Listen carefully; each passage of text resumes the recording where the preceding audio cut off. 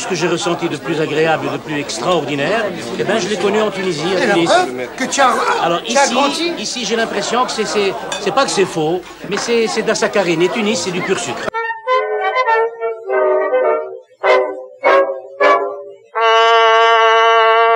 Il était une fois une ville qui s'appelait Tunis. On l'appelait Tunis la Verte. Il y avait des Juifs, des Arabes, des Italiens, des Siciliens, des Maltais et puis des Français.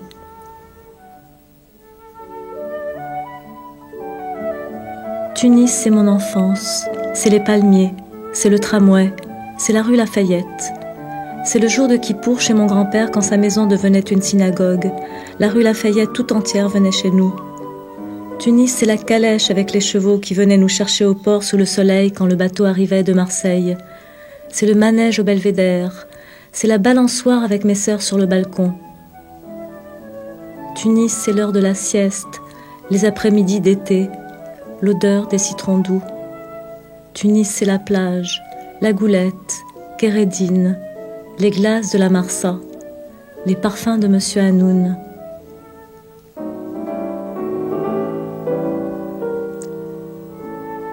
Tunis, c'est ma mère, c'est aussi mon premier amour. Lucie, tu te souviens quand tu habitais rue Lafayette, en face de chez ma grand-mère? Oui, bien sûr. Que tu voyais tout par la fenêtre. Tu me racontes un peu?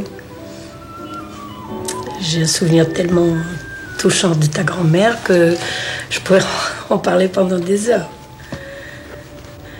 C'était très très gentil ta grand-mère. Et j'ai gardé un très très bon souvenir. C'était comment la rue Lafayette? La rue Lafayette, c'était une grande, c'était pas une rue, on pouvait dire que c'était une avenue. Elle était bordée de palmiers des deux côtés.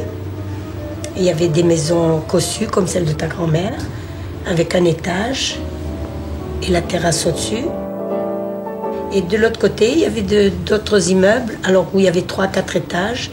Et moi, j'habitais un de ces immeubles juste en face de ta grand-mère. Tu te souviens quand les gens, ils s'appelaient par les fenêtres? Ah oui, les gens s'appelaient par les fenêtres, on appelait les gosses, et il y avait même des marchands en bas, des épiciers. Alors, ceux qui habitaient le 3e étage descendaient un couffin attaché à une corde. Et tout haut du balcon, ils disaient, voilà, tu me mets 1 kilo de semoule, tu me mets une barre de savon, tu me mets 1 litre d'huile. Et ils faisaient leur commission par le balcon. Si je te dis Tunis, qu'est-ce que tu me réponds?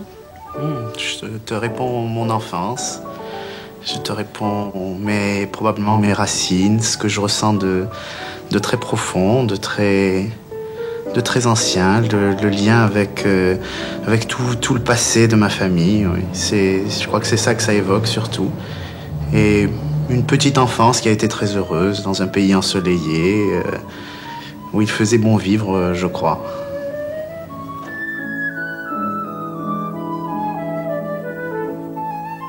Tunis, c'est les trolleybus. On s'accrochait derrière pour aller au lycée. Nos parents, ils nous déposaient à l'arrêt du trolleybus et quand on leur disait « Ouais, salut, on va prendre le trolleybus, on est sérieux et tout ». Et quand le trolleybus il arrivait, on le prenait pas, on s'accrochait derrière. Tunis, c'est le jour de mon départ, j'étais voir dire au revoir à tous mes copains et puis à un moment donné, je me suis dit « Putain, il est tard, ils m'ont oublié ». Et c'est la course qui m'a amené de chez mes copains à la maison de la plage où on habitait. Et pendant toute cette course, je me suis dit, je suis sûr que mes parents ils m'ont oublié. Et je pleurais parce que j'étais triste de partir et je pleurais parce que j'avais peur qu'ils m'oublient. Quand je suis arrivé, bien sûr, ils ne m'avaient pas oublié. Je me suis mis dans la voiture, je me suis recroquevillé dans la voiture et j'ai plus bougé jusqu'au moment du départ. Pendant des millénaires, les Juifs ont vécu en Tunisie. Et puis un jour, pour eux, ce fut l'exil. Il y a eu l'indépendance en Tunisie. Et là, quelques Juifs tunisiens ont décidé de partir. C'est après, au moment des événements de Bizerte, que le malaise a commencé. Mais le plus difficile, ça a été la guerre des 6 jours. Les magasins ont brûlé, la synagogue a brûlé, les Juifs ont pris peur, ils sont partis. Cette cassure entre Tunis et Paris, moi je l'ai connue très tôt. J'avais 5 ans. À Tunis, je préférais Paris. À Paris, je rêvais de Tunis. Aujourd'hui, à travers ce film, je cherche Tunis. Je veux savoir comment vivaient mes parents, mes grands-parents, mes arrière-grands-parents. Et là, c'était où, là? Ça, c'est à Paris. Arrivé à Paris, c'est le jardin Luxembourg, je crois. Oui. Et déjà vous étiez en voyage? Oui. Il n'y avait pas beaucoup de gens qui partaient comme ça? Non. Non.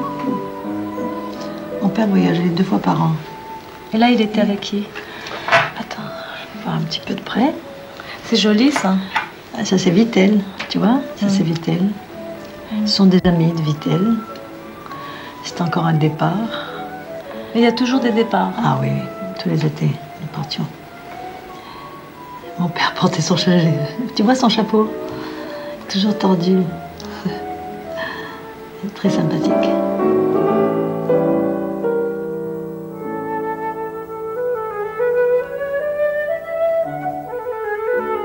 T'avais quel âge, là? J'avais à peine 16 ans. Je faisais du tennis. Déjà? Ah oui, bien sûr. Tu vois, c'est un belvédère, hein? Très joli. C'est un belvédère, c'est un petit parc, c'est tout. C'est un petit boboulon. Là, il y a plein de fleurs aussi. Ça, c'est à la plage. C'est une maison à la plage. À quelle plage?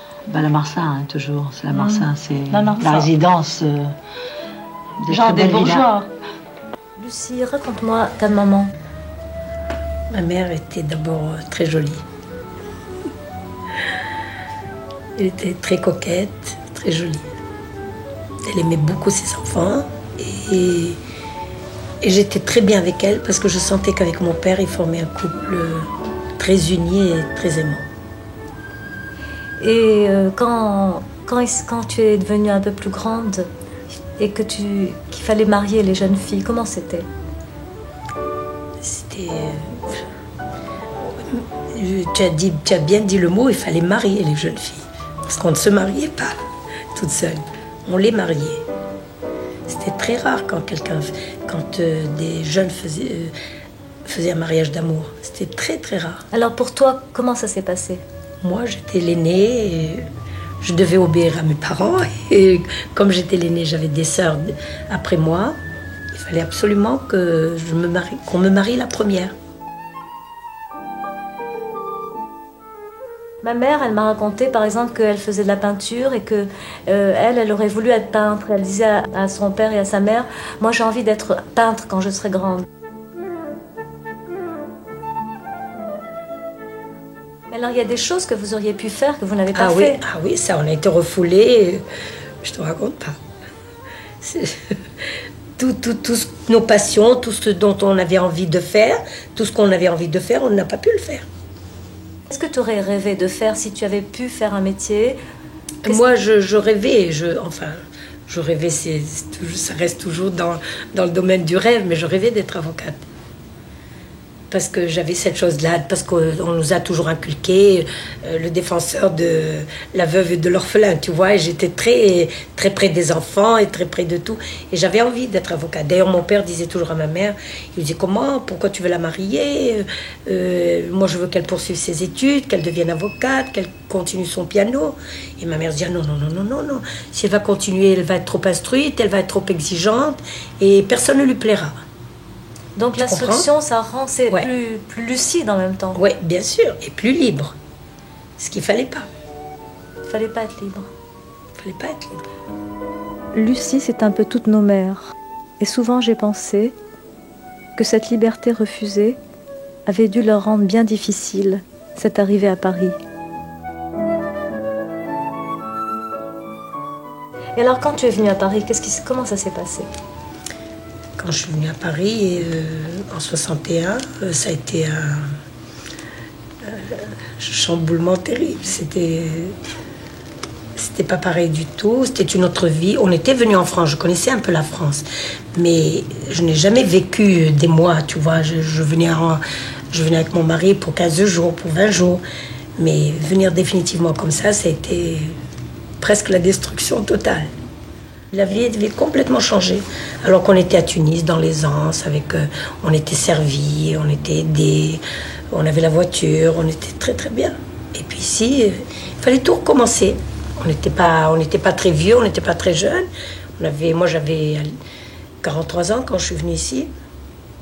Et alors, tu as travaillé? Comment tu as fait? Non, Comment vous avez fait? au début, j'étais complètement déphasée. Je pensais à mes enfants qui manquaient enfin presque de tout. Et c'était problématique. Et je ne pensais pas du tout à travailler. Je n'étais pas en état de travailler. Je me souviens d'un triste soir. Je cherche aussi ce que sont devenus mes copains d'enfance. Joël Pérez, Max Catan, Raoul Marek, Carlo, Monique, Evelyne, Yona, Raffo. Un amour qui fut perdu juste à ce coin de... Max, tu bois un verre? Voilà, bien sûr. À l'exception, c'est sympa. À l'exception, une boucha. Recherche d'une image déchirée à recoller, chaleur d'un lieu sûr ou illusion d'un espace reconstitué.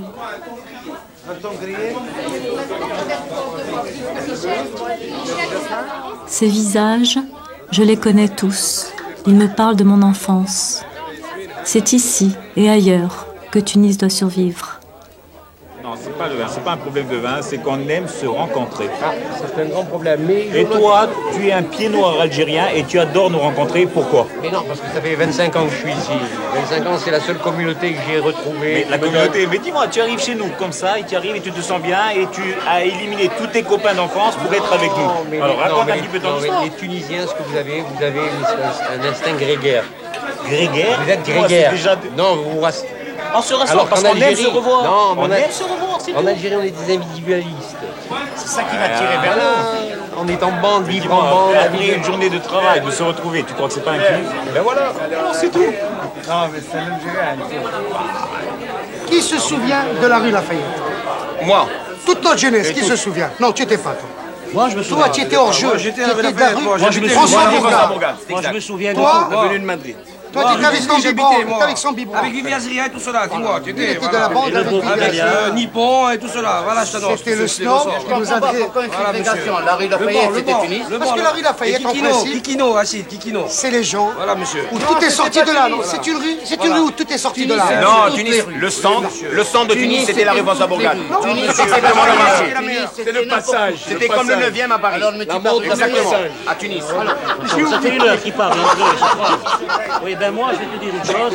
À Paris, je suis très heureux et j'ai tout trouvé à Paris. Mais pour moi, Tunis est irremplaçable. Mais comment? Ce que j'ai laissé à Tunis, d'ailleurs, je flash de temps en temps. Qu'est-ce que je me rappelle? Le Robavecchia, je me rappelle le cireur, je me rappelle mon épicier du coin. Et tout ça, c'est irremplaçable.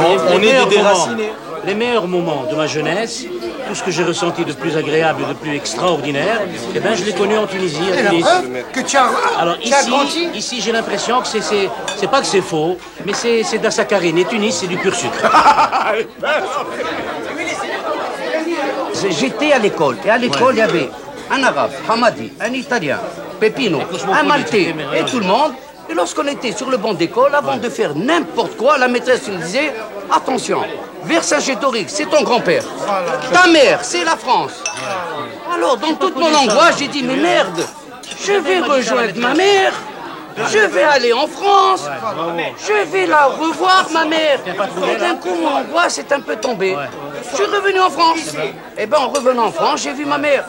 Mais même ma mère, oui, ma mère, elle a dit, mais c'est ça mon fils, pourquoi il parle pas comme moi? C'est drôle, il n'a pas les mêmes mœurs que moi, il n'a rien. Et moi aussi, j'ai dit, c'est ça ma mère, il faut que je rentre avec une carte, il faut que je rentre avec ça. Mais petit à petit, le rapprochement s'est fait. Elle a accepté, tu vois, que je dois voir mes amis, que je dois vivre avec vous, qu'il me faut cette chaleur, tu comprends, qu'il me faut tout ça. Mais c'est de la blague, si je suis là ce soir, c'est vraiment, je me sens tunisien. Le bateau quitte le port, l'avion, l'aéroport, mollement je m'endors, heureux de rester chez moi.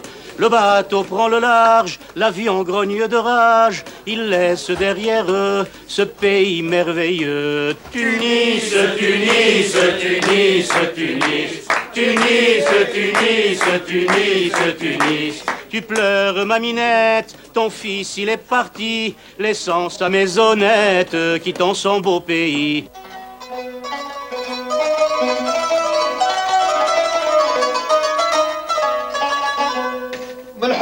صاحبتي صرت هايم وعيونها عذبوني.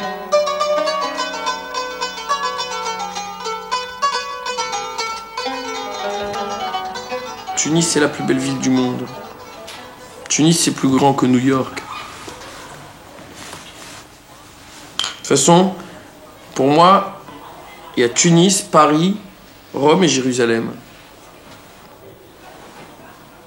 Tunis, c'est... Tu te rends compte ce que c'est Tunis? Tunis, c'est magnifique. Pour moi, c'est magnifique, parce qu'il y a des gens, quand je leur dis Tunis, tu peux pas savoir comme c'est beau, ils vont à Tunis, des copains, des journalistes, et ils reviennent, ils me disent, mais bon, c'est beau, mais il n'y a pas de quoi se manger la tête, comme tu le fais toi. Il y a plein de papiers gras dans la rue et tout. Je dis, oui, mais c'est ça qui est beau.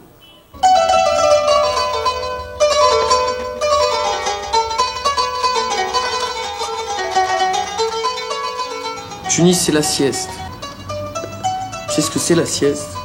La sieste, quand tu as mangé bien, mais tu sais, tu vas t'éclater tellement tu as bien mangé. Puis après, tu vas doucement, te traînant. Il faut qu'il y en ait qui la fassent pas. Très important. Donc ils continuent à parler. Et ils parlent doucement pour pas te réveiller, parce qu'ils savent que tu dors. Et toi, tu dors pas vraiment. Et tu es dans la chambre, les volets ils sont fermés, et tu as le soleil qui passe à travers les persiennes. Tu sais? Et tu es tout nu dans ton lit, avec les draps frais. Et tu t'endors, à moitié. Et tu entends les gens qui disent « Fais attention, il dort, ne fais pas de bruit. » Ça, c'est extraordinaire.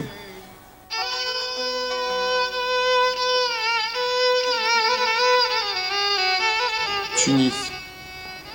Qu'est-ce que tu veux que je te dise sur Tunis? Tunis, c'est une manière d'être.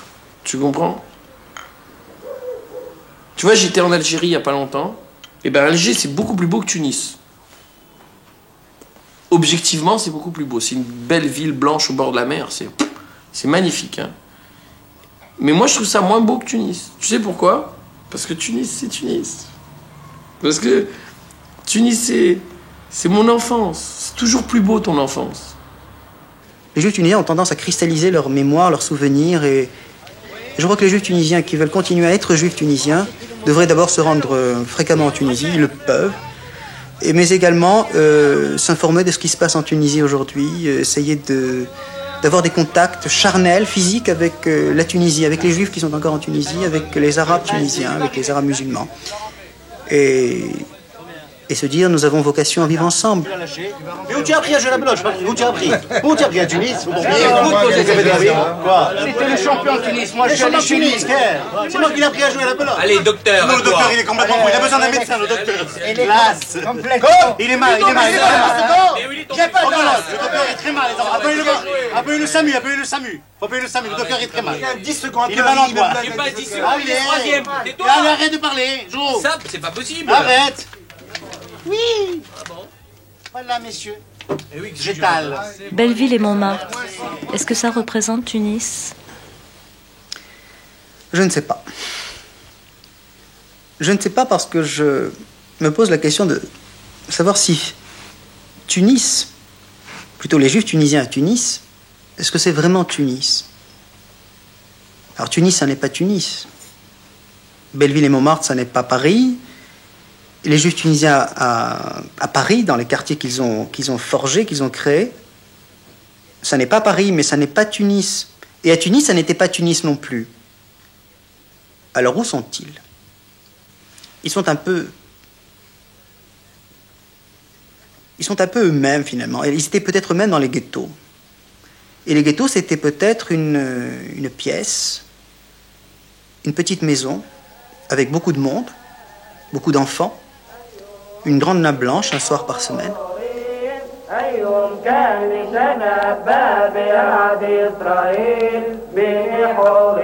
Et là, c'était ni Tunis, ça n'était pas Paris non plus. C'était une certaine façon de vivre juif, mais qui était complètement différente de la façon de vivre juif dans un autre pays, même un pays voisin comme le Maroc, l'Algérie, a fortiori comme les autres pays où ont habité les Juifs. Alors, les Juifs tunisiens ne sont pas des Tunisiens. ils ne sont pas des juifs, ils sont juifs tunisiens. C'est une sorte de syntagme figé, finalement. C'est absolument indissociable. Les deux propositions sont intimement mêlées. Alors, être juif tunisien, ce concept tout à fait précis, eh bien, est-ce que ça a besoin d'un territoire? Madame, comment allez-vous? Bonjour, ça va? Qu'est-ce qu'il vous fallait? Je voudrais des produits rock. Impossible. Comment impossible? J'ai commandé hier. Terminé.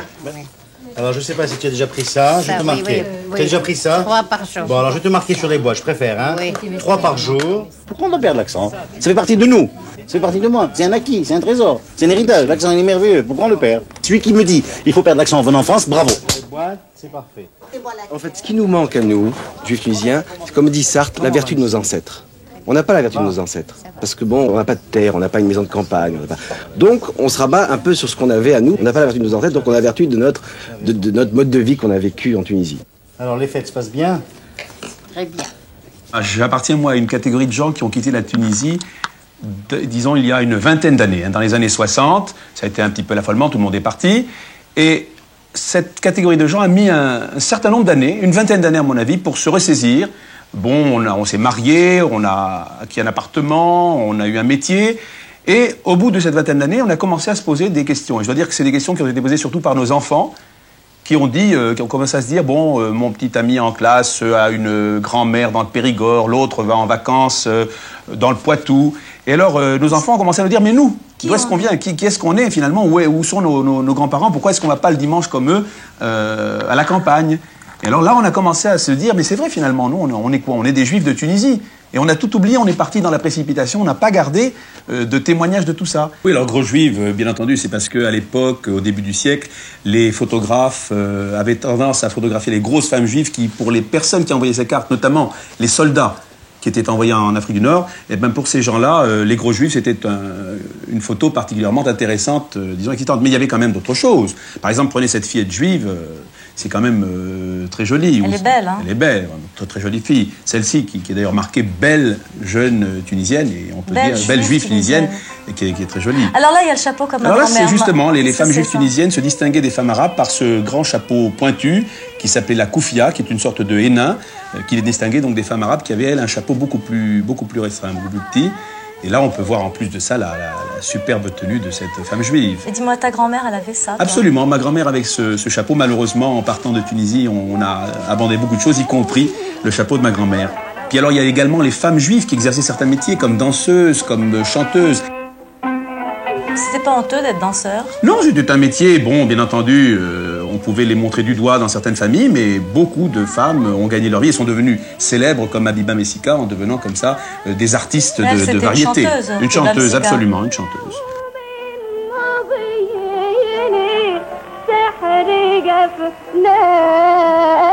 Ma mère m'a dit, et ça, j'en suis sûre, que j'avais vécu quand même 8 mois là-bas. Enfin, bien sûr, je suis née à Paris.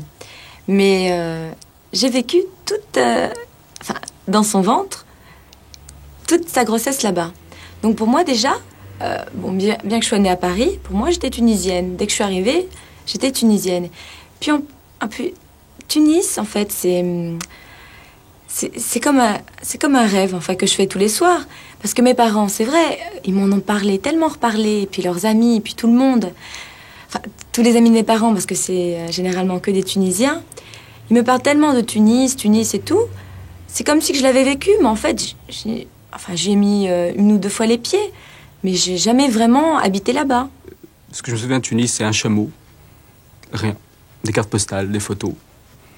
Et ce que représente Tunis pour moi, c'est avant tout le pays de mes parents. Ensuite, le pays où je suis né, et enfin un pays que je ne connais pas, je ne te cache pas, un pays que je n'ai pas envie de connaître. Laurent, est-ce que tu as la nostalgie de Tunis? La nostalgie, non. Mais j'ai la nostalgie de mes parents, si je peux m'exprimer ainsi. C'est-à-dire que finalement, si je me promène dans la rue, que je vois une affiche de la Tunisie, ça ne me fait rien. C'est un pays, il est beau, il est pas beau, bon, c'est un pays. Mais quand je vois mon père flasher complètement là, sur cette affiche et ma mère s'asseoir, bon, ça y est, j'ai compris. Bon, la Tunisie, je me rends compte ce que c'était pour eux surtout. Donc finalement, j'aime la Tunisie à travers eux. Chaque 5 minutes de la vie est une fête. C'est ça que j'adore. C'est ça qui est fabuleux. finalement d'aller acheter un beignet ou d'aller boire un café. C'est une fête, tout est une fête. Rien n'est banal, plus rien n'est banal. Et c'est ça qui est extraordinaire. C'est vrai qu'à Tunis, ça a tellement été pour nos parents, l'éclatade, les amis, les booms, les copains et tout ça. On dirait que s'ils nous l'ont transmis, le goût de la fête.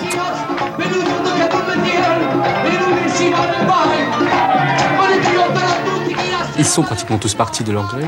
Et finalement, eux, ce sont des déracinés. Nous, nous sommes des implantés parce que on est plus ou moins, on s'acclimate plus ou moins à la vie française. Et puis la génération qui va suivre, peut-être qu'il ne restera aucune trace de la Tunisie.